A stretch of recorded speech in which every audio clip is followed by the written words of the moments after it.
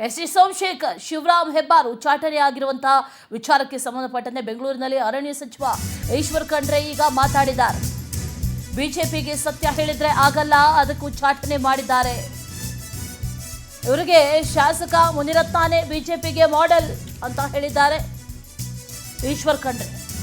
ಮುನಿರತ್ನ ಮಾಡೆಲ್ನಲ್ಲಿ ಮುಂದಿನ ಸರ್ಕಾರ ಅಂತ ಘೋಷಿಸ್ಬಿಡ್ಲಿ, ನಾವು ಕಿಕ್ ಮಾಡಿದಕ್ಕೆ ಅವರು ಅಲ್ಲಿಗೆ ಹೋಗಿದ್ದು ಅಂತ ಖಂಡ್ರೆ ಹೇಳಿದ್ದಾರೆ.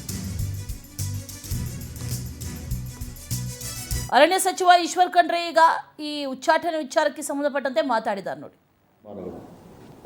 ಬಿಜೆಪಿಯವರಿಗೆ ಸತ್ಯ ಹೇಳಿದ್ರೆ ಅವರಿಗೆ ಆಗ ಬರೋದಿಲ್ಲ.